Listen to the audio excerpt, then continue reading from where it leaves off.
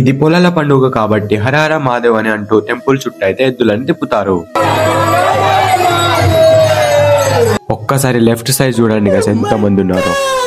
ఇంత తెలుసుకున్నారు కదా, ముఖ్య అతిథిగా ఎవరు వచ్చారో తెలుసుకుందాం. మా ఊరి మాజీ సర్పంచ్ అయిన శ్రీ కోట్నాకి విజయ్ కుమార్ అన్నగారు అయితే విచ్చేసినారు. అన్నగారు ఏం మాట్లాడారో విందాం.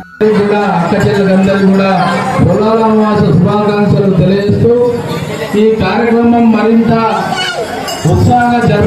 మరింత ఉత్సాహంగా జరుపుకోవాలని మరియు ఇలాంటి పండుగలు మరెన్నో జరుపుకోవాలని అన్నారు. ఇలా ఎంకరేజ్ చేయడం వల్ల ఇలాంటి పండుగలను ప్రపంచానికి తెలియజేయవచ్చు. అన్నగారికి అయితే ధన్యవాదాలు చెప్పవచ్చు. మా ఊర్లో గన్ను కూడా పాడతారు. ఎలా పాడతారు ఇప్పుడు చూసండి గైస్.